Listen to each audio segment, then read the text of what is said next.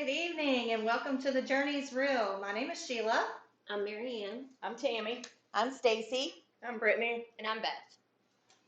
And we're here tonight to talk about your journey and our journeys with cancer. So we actually did this past Tuesday, and we had technical difficulties. So if anyone was looking for it on YouTube and couldn't find it, that's the reason why. So we're going to recreate what we did last Tuesday, and we're just going to kind of give a little bit of information, like where did it all start from? We came from Ride to Ride Out Cancer. Mm-hmm. And Ride to Ride Out is our team, our panel here at the table, the gentlemen's behind the camera who are behind the scenes, significant others, friends, sponsors, everyone. There's a few others here tonight. Ride to Ride Out was originated to help cancer patients with bills and food and other things like that. And other sponsors tonight are? We are going to talk about Louisville Chrome Divas tonight because I am a proud member. It's my 1-year anniversary today. Louisville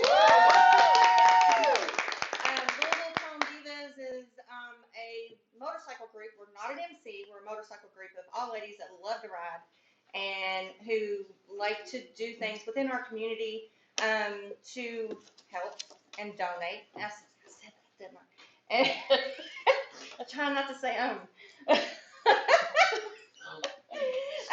we was founded in 2002 and 45 chapters in the United States. We have 45 chapters in the United States, and I love it. We have we do a lot of stuff donate to like Ride Out Cancer. Women motorcycle riders.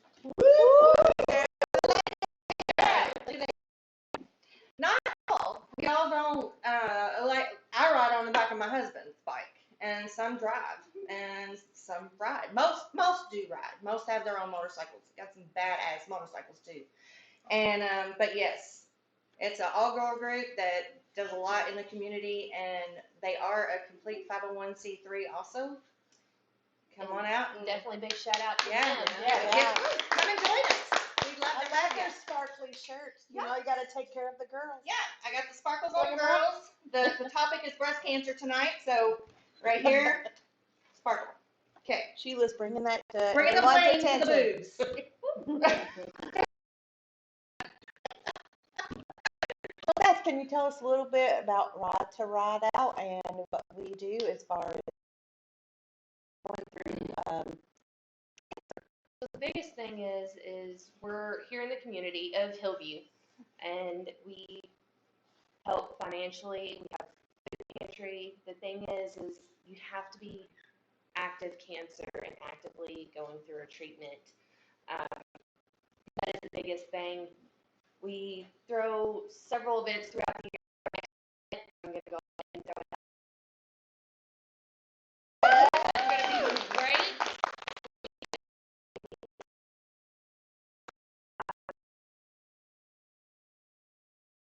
You all is just fantastic. And then, of course, our charity ride in October. Before the September,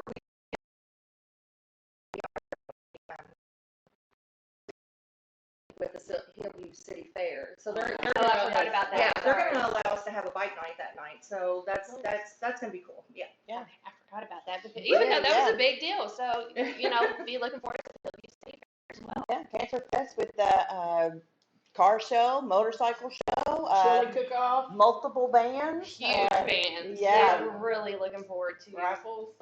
Vendors, if you make stuff, if you make homemade stuff, give us a call at 502-408-0327. That's John's number. Call him, get it set up. But the other thing is tonight, we have a number for people to call in and ask questions. So Yeah, it should be up It's there. at the top of the screen, but also the number is 502-909-0136. You can give us a call. Make sure you like us on our YouTube, subscribe, share, and then just leave a comment.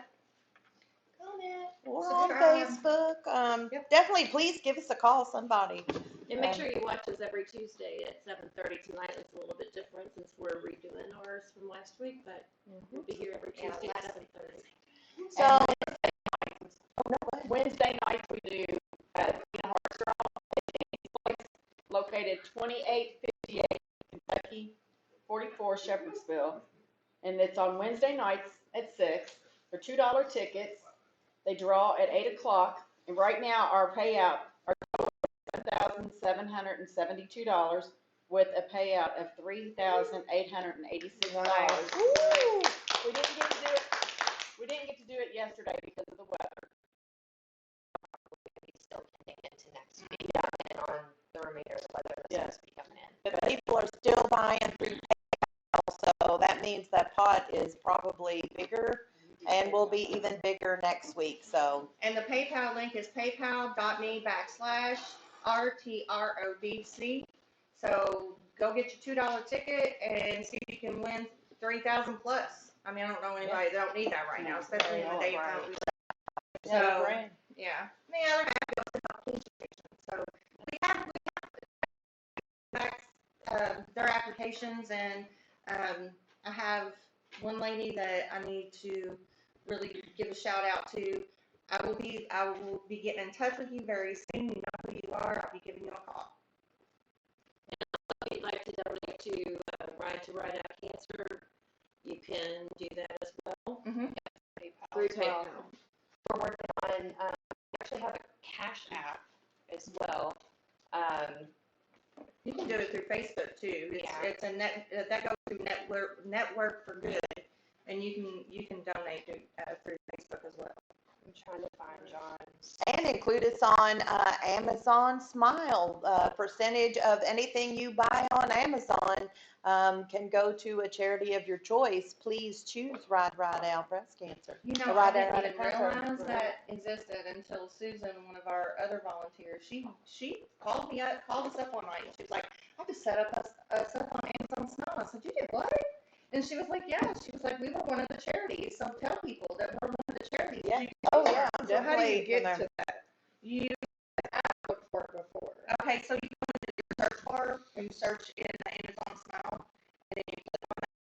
It actually walks you through the steps after that, and it tells you to pick your charity. You type in Ride to Ride Out Breast Cancer. There it is. Yeah, And if you already have an Amazon account, if you go into your settings, you can actually switch it to the Amazon Smile, because that's what I had to do. Yeah, you can switch. And then yeah, it'll link them because that's what it did with mine, and yeah.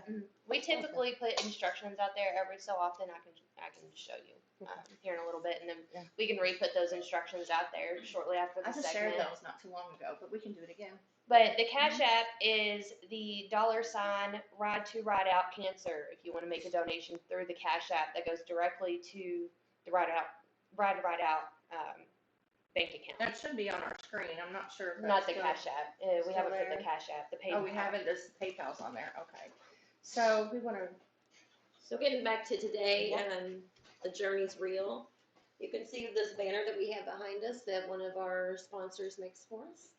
If you would like to be a sponsor to any of this, just let us know. We will mention you on the Journey's Real. Speaking of the Journey is Real, how are you doing? Well, I was diagnosed with breast cancer about 3 weeks ago. And originally what they had decided to do was I did the genetic testing to see if I carried the gene, since my mother passed away and had breast cancer at 74. But it came back that I did not have the gene, which was good for my daughters, my sisters. But after that, they decided they were going to do a lumpectomy and take out the spots, because I have 3 spots. Just this past Monday, I found out that the spot has almost doubled in size. So what I have chosen to do is a double mastectomy with a reconstruction following that. And that's where I am right now. I've met with the plastic surgeons, and I'm just waiting for them to get a date for the actual surgery itself. So with the genetics testing, what do they do? The genetic testing, what I had to do is, some of them do blood test, but I actually had to do the sputum, the saliva test. And so I did that. It usually takes about 3 weeks, but mine came back in about 8 days, 8 to 10 days. And it said that I did not have the gene. So that Yeah, was, that that's was awesome. Really good. That's awesome. Right. And it's gonna be a tough journey, I know that. I mean, it knocked the wind out of me, it knocked the wind out of my, my husband, my children, my sisters and brothers, but everything's gonna be fine with that. I feel like it is. I've got God on my side. I've got, a huge support system, Absolutely. and Stacy being the survivor, she's been a rock to me. So, Thank and you. there's been plenty of people that I work with, that, I've grown up with, that are also there, so. That's amazing. And that's what's extremely important. What I was always told when I started my cancer journey was keep that positive attitude and find the good in it. And yeah, because my oncologist actually told me I can almost tell who's got a good fighting chance of beating cancer to those who don't. And those who don't will walk in already beaten and as a victim. And the ones that come in and it's like, what do we got to do to tell me what the treatment is? Let's do it. I'm ready to carry on. Are usually the ones that will have a higher survival rate. So, and you're very strong. Well, and it Then seems right. like you got a really good team of doctors behind you as well. You had mentioned before that I've got a great team of doctors, and I couldn't imagine. I couldn't imagine that the people that are out there that don't have insurance, the people that are going through this that are alone, it's just amazing to see the amount of people that have come out of the woodwork on Facebook. People that I don't always talk Yeah. to. I mean, they're right there. People I went to high school with, which has been many years ago. But they have all come out, they're supporting me, they're behind me, they're telling me their journeys, and that's really why we wanted to put together this Journeys Real, is so that we can help others and be your support system.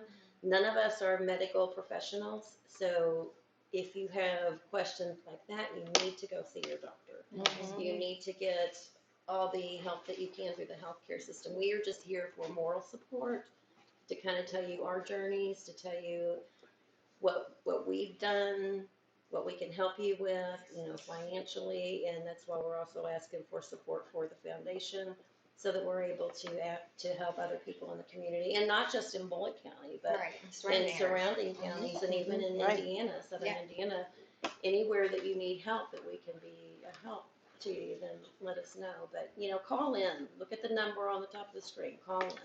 And it doesn't have to be just about breast cancer. Of course, that's kind of what we relate to because I'm a breast cancer survivor and so is Mary Ann.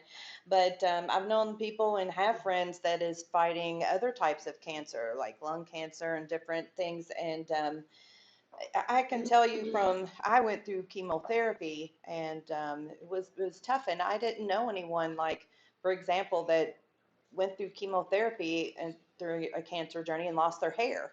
And so I felt kind of alone that, I had this great support system, but who really gets what I'm going through, what it's like to lose their hair. And I just wanted someone, unfortunately, I think the group still exists, but they're called Friends for Life. And they connected me with someone, even though I had a fantastic support group of friends. And like you said, people from Facebook that were classmates that I hadn't talked to in years were just coming out of nowhere. Some of them were very supportive, and there were other people and coworkers and what have you that I thought would really be there that kind of, I guess, didn't know what to say or weren't as supportive as I thought they would be. So, yeah, you find out who your real friends are, or who's got the compassionate hearts and stuff like that. So, and that's what we were hoping to do in telling our journeys. Well, I know my coworker that has been with me for the last 3 weeks, going through this. She was there when I got the first phone call saying that I did have breast cancer. And she was also there this past week when they called and told me that it had grown. And the look on her face, I think that's what I feel so sorry for, are the people that are the loved ones that are around you that are going through it, because they don't know what to say to you. They can't tell you, they know how you feel, but it's a sadness on their face, and that's what I don't like. I don't like the sadness. I would rather people smile, joke about it, and that's what I have to do. I have to laugh about it. Yeah, I think it's hard to put up your brave face when there's someone, close to you or whatever, that's always, when they're around you, I'm so sorry. You're like, stop that. I'm putting on the brave face. I'm having a good day today. Let's whoop, whoop, let's keep it up. And you need cheerleaders kind of support versus the sadness. But it's a good example. I mentioned on Tuesday when I lost my hair. It was about 7 days after I had my first chemo treatment. And I went home from work that Friday and knew what I was going to have to do, which was shave my head. I couldn't let cancer control that as far as I'm going to gradually just let it pull out handfuls at a time. I'm going to take it off. You're not going to take it off from me, kind of thing. But before I did that, I went home and I sat in the bathtub and I had a good cry. And my best friend called and was like, "What are you doing?" I was like, "Nothing," And so I tell her I'm losing my hair, and she offered to bring over a Happy Meal. And it was a sad. I said, "I don't want a Happy Meal." She said, "Then I'll bring you a sad meal." But long story short,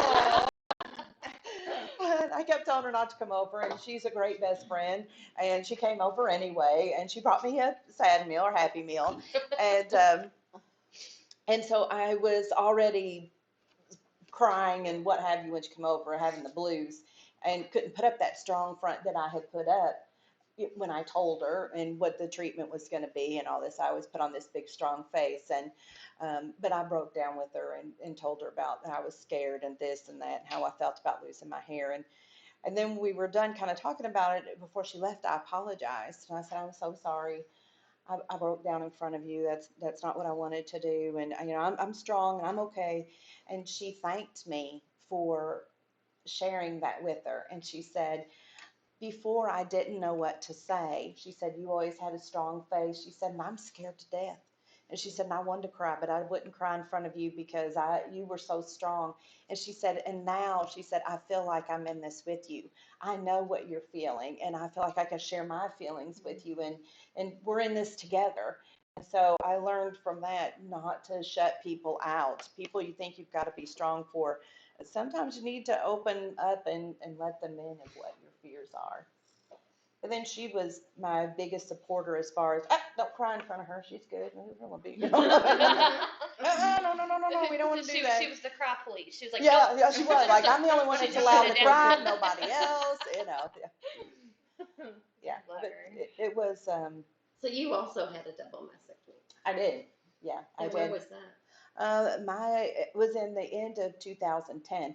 So I started chemotherapy in February of 2010, and I had to do 8 rounds. So it was crazy. I had my last chemo treatment on my birthday, August 20th. So that's how long I did the chemo treatments and lost my hair and the whole 9 yards. And so surgery wasn't until October. And the reason why they did chemotherapy first is because they knew I would be very receptive to it, and it could possibly shrink the 2 tumors I had. I had one in the lymph nodes and that they could see that was fairly big, and then the one in my breast. Um, by the time I got done with chemo, they could not find the one in my lymph nodes again. Of course, they knew it wasn't completely gone. I'd still had cancer there and would have to have some of them removed. But the one in my breast had shrunk over half. So their point in doing that was so that they wouldn't have to do as excessive surgery. Maybe I wouldn't have to have a mastectomy done. But and they talked about doing a lumpectomy, but they said where it was placed at, almost right in the center, right above my nipple, that if he went in to take a big enough scoop to make sure you got clean margins, was going to make it pretty tough on the plastic surgeon to fix that and kind of make it look normal or what have you. So I was like, I pondered that for about a week, and I'm like, we'll just take it off. Just, I don't want it looking all jacked up and have to keep having reconstruction. Da, da, da. And so I go back to my plastic surgeon. He's like, "So we're going to do that lumpectomy?" And I said, "No, I think we're going to go do a mastectomy." And he says, his next question was, "Well, have you ever thought about having them both?" And I was like, "No, that's a perfectly good boob. I mean, it's saggy and it's 40 years old, but there's nothing wrong with it, And so he said, "Well, unless the left has been in, China or Caribbean or somewhere else, it's been," because I was genetically tested, didn't have the gene. He said, "It's whatever's caused this in the left, the other ones had the same type of environment, whatever, too." I said, I gotta think about this. So I pondered that one for about 2 weeks and then decided, maybe it'd be just a good idea just to take them both off and we'll start all over again. That way I've got 20-year-old boobs instead of 40-year-old boobs. And when I'm 40 or 60, then I'll have 40-year-old boobs. So that could, we'll just start with a clean slate. And yeah, Completely. yeah. And then I my surgeon and plastic surgeon. I said, now look, I'm not going to go street here that I want big porn boobs or anything like that, but I would like Victoria's Secret boobs. I said, like when you open the catalog and you see them, they always look so nice and perky. Bras. I said, I'd love to go just pick out whatever I want at Victoria's Secret, these pretty bras, and put them on.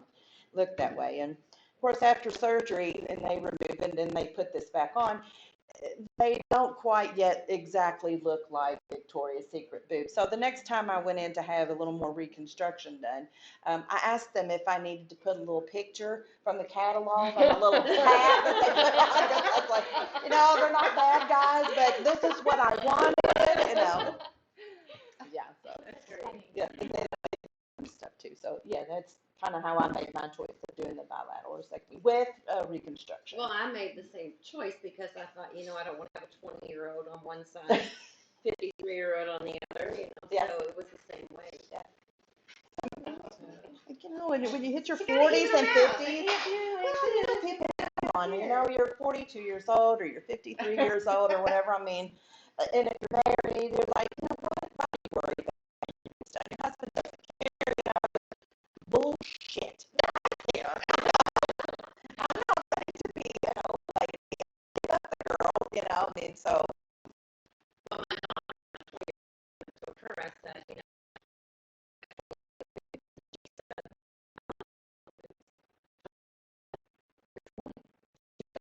Mom, I've got 12-year-old.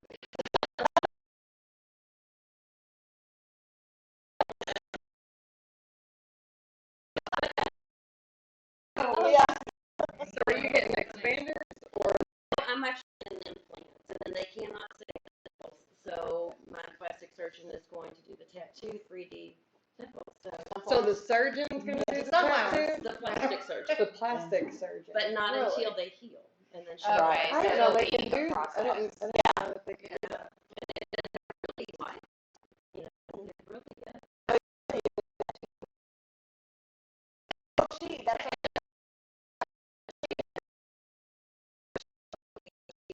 Make sure that all my cuts are covered. And she said, being Brazilian, she's gonna make sure that I don't have any. I love that. They're I love really that for cool you. idea. It is. I still vote for sunflowers.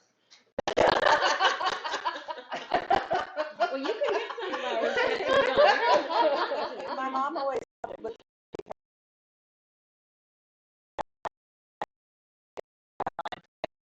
have eyes put on mine. So that when people stared at it, I could just pull up my shirt and say, here's looking back at Yeah.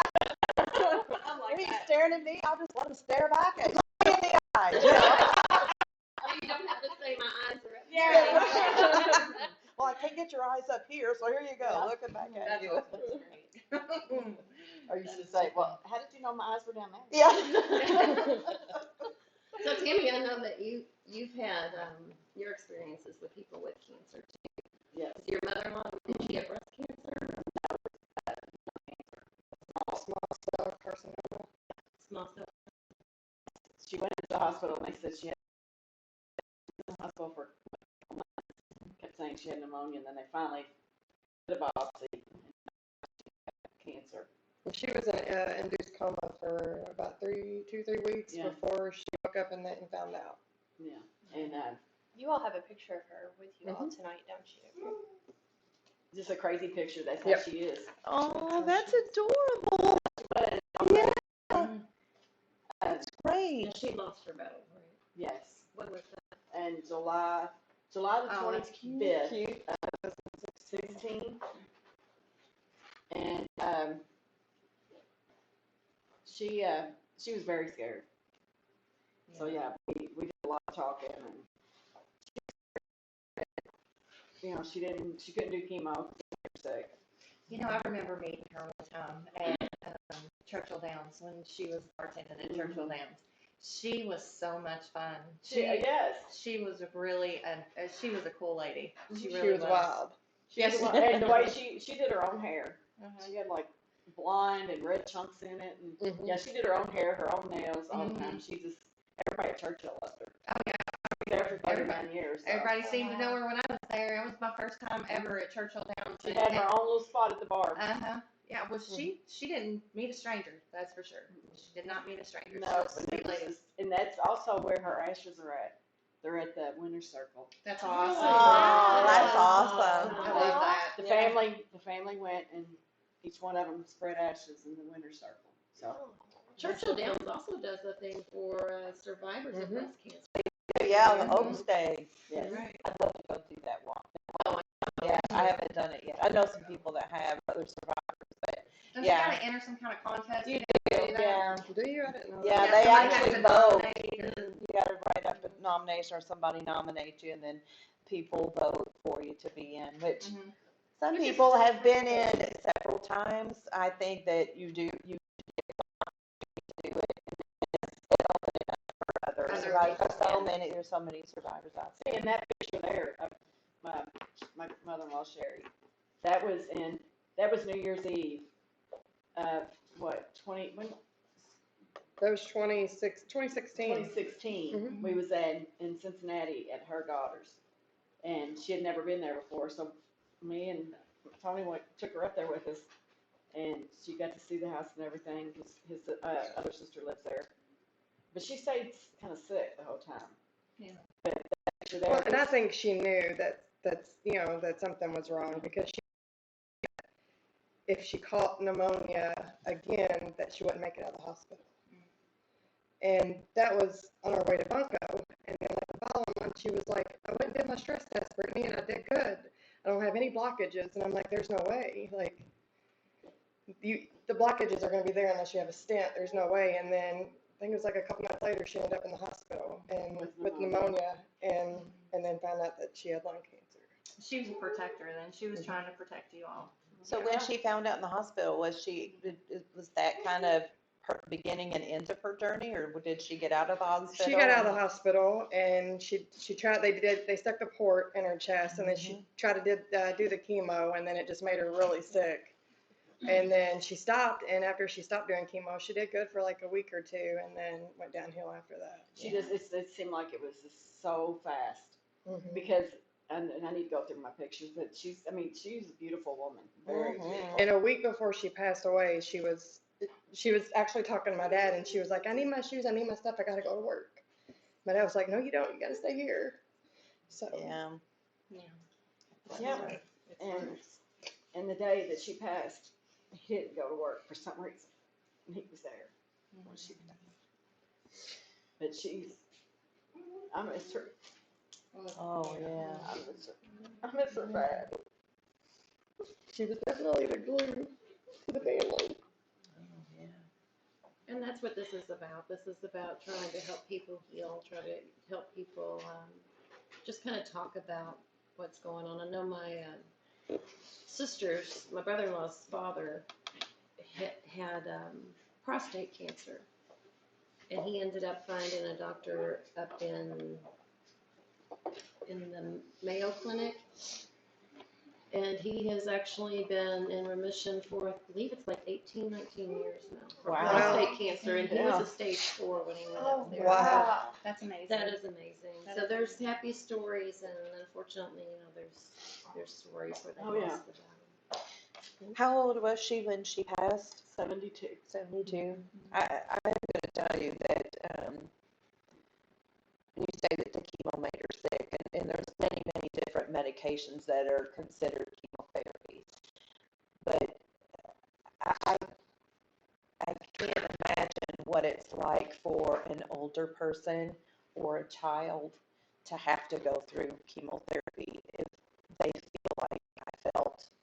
I was 42, and there were many days that I couldn't get out of bed. I mean, just like physically couldn't.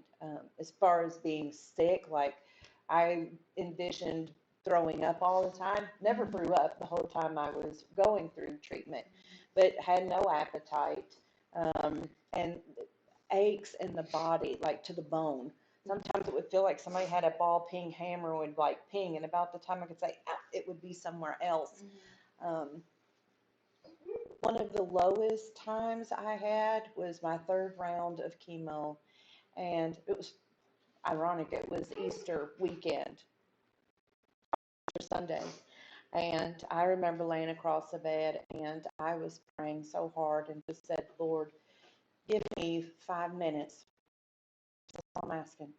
That I feel some kind of fall asleep, because that's all I wanted to sleep, and I couldn't reach the pain and stuff I was having. I was laying across the bed. I was like, wow. What I had was, wow, I just felt like it did. I mean, that's how I honestly felt. He stopped that. Nothing was stopping that. Just constant.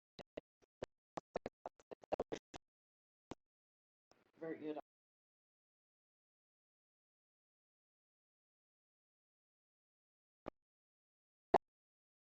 It takes the edge off. My sister-in-law, she took care of her and had, given her all of her medicine, but she made sure that she had her pain medicine. She had the best hospice nurse. Amazing. Because we was all there. I mean, Tony and his sister was there. But she had been talking to him or something that day. She had squeezed Dad's hand. And then the nurse come in and they was telling him, yeah, she was sitting there talking and squeezing her hands and stuff, and she went in there and checked her and she passed away. It was like she was waiting on that nurse to get there. And waiting for them probably. She had her last moments, although they didn't know that's what she was doing. Right. There was times after I got through all my treatments and everything that, especially the first few years before I hit the 5-year mark, that I said, if I ever get this again, unless they tell me 100% chemo is going to fix this, if they just say it's going to extend your life or it's this percentage or whatever, it's going to help you, but we're just prolonging the inevitable, I wouldn't do chemo again. That's what they told her, and that's what she said to us. She said that it's not gonna do nothing but prolong it a couple months, and I'm gonna be sick, And I your don't wanna quality of life is going to be, yeah, exactly. That's what I said, because quality of life was shit. I mean, you're just surviving, Now, I had a good prognosis, and I had no idea what I was getting into, but it was a good thing I did it. And for that, if they said, yes, it'll cure you, you won't do it again, I would say, okay, yeah, we'll do it again. Of course, I'm 11 years old. When I was only a few years old, I was like, I don't know about that. The good thing about it is, we've got her house. Oh, yeah. She's Everywhere. there everywhere. You can smell her. She had this certain perfume and you can smell it. Yeah. She's there. Like you'll walk in a certain area and you're like, She used to come to, yeah, we and you're moved out staying there. to our house out in Shopley. She used to come out to our house and she always talk about how good our house looked and how good all the stuff Tony did to it. And she knew that he would do the same to this. Yeah. And so she's watching. I mean, we got these cardinal birds on the back porch all the time, and like I said, we could smell her. And one of our dogs is the only one that when we first moved in there, she would start growling off to the corner or whatever. In the room. Just random. Yeah. In the room that my And grandma was Anthony's in. doing it too. Anthony sees stuff and he'll be looking up and he'll start smiling. So Yeah. she's there. That's awesome. She's That's there. awesome for you guys. Yeah. She's there. And the biggest thing that we can take from this is each story is different. Oh, yeah. You know, your story is going to be different from Mary Ann's, and then your mother-in-law's is going to be different from, and that's why we're here. That's why we're here, and we want to reiterate that no story is going to be the same. What worked for you isn't going to work for Mary Ann, or what worked Right. for Yeah. X person or B person. We're just here as support, and put get our it out stories there, out 'cause there it does, talk to about it. encourage people to It call does in do and that. talk, and to know that there are people out there who care enough to be a support system Absolutely. and have other resources to reach out to. Yeah, there's a lot of people out there that's doing it alone. Like Right. Mary Ann Oh, said. yes. Yeah. I And don't think cancer there's just- anything like this out there in Bullitt County right now, so I think or this in is Louisville, very yeah. I mean, Yeah, that's I all think you hear so. about, is Yeah. cancer, cancer Yeah. this, cancer that, and We it's used like, to never hear that word. I remember growing up and it was just, You never it, did. it was just like the world stood still and now, I mean, not saying that it's any different now, but now it's every time you turn Yep. around, it's somebody you love, somebody you know, so your brother, your sister, your aunts, your uncles, your grandma, your grandpa, it's affecting everybody 'cause now. my brother-in-law, Keith was what, a year after, 2 years I after? think he passed in 2018, right, Dad? 2018, he had liver cancer. And we didn't know until he had passed away. He didn't tell nobody. So And, basically, the point is that, you know, whatever your journey is, you're not alone. There's a phone number out there. If you want to talk, you want to vent, you want to tell your story about your journey, give us a call. We'll talk to you. Make We'll you feel listen. better. Yeah. Or I even get if it you out have there. questions, you know, for any of Mhm. us. And each week we'll also have a new story. Right now we're just getting a kickoff and using some of our own panel members as, you know, trying to get through these first few weeks of technical issues and trying to get camera arrangements and everything else. And apparently we ran out of time on our Facebook Live. And we're needing to wrap up for this evening, but we have some more special guests coming for the rest of the month. Anyway, ladies. Well, anybody that was watching on Facebook Live, you know, make sure to let them know that this will be uploaded to YouTube, so you can go onto YouTube, Ride to Ride Out Cancer, and then The Journey's Real. And you Also can watch share our that. episodes. Episode 2. Retake. Exactly. We did the episode 2 twice. So. So yeah, make sure you like, subscribe, share on the YouTube channel, and then just leave a comment. And then don't forget about Wednesday nights, the Queen of Hearts draw at Danny's Place, 2858 Kentucky Highway 44 in Shepherdsville. Starts at 6, drawings at 8. And the jackpot right now is at 7,772 with a payout of 3,886. $2 ticket. And Only if you need one. can't be there, you can go to paypal.me/Queen of Hearts RTROBC and get your $2 ticket. And also just keep watching, share our channel, you know, help us to help other people that are going through this. And you can also donate to the cause, you know, everything goes to help those that are in need. Well, before we close, I'd like to just have one little kind of leave us on a kind of a funny note. And I definitely hope that you'll keep joining us because Lord knows where this will go with this panel. We've been kind of a little mellower tonight. You don't know where we're going to go. So I'm going to show you where we can go. I'm going to tell the bee in the wig story. So I told you guys that I lost my hair and I would wear a wig. And so one day I go to my doctor and I had my wig on. I was driving a minivan. It had a sunroof on it. And so my doctor was out at OBC or Old Brownsboro Crossing. And so I'm coming down and I'm going to merge off of 265, the Gene Snyder, onto 71.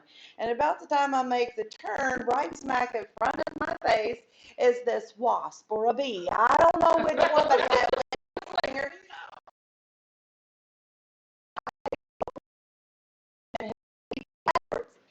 So I'm still merging and I'm thinking, oh shit, if he flies in my wig, I can't feel him until he starts to sting. So as I'm merging into traffic, I snatched that wig off and beat the hell out of the kid. And kept on running. I thought, oh my God, if a car starts quick past me, they're probably about to run off the road there. This one is just pulling her head off. I don't know if the bee was during this or not. I don't care, but And that journey was great.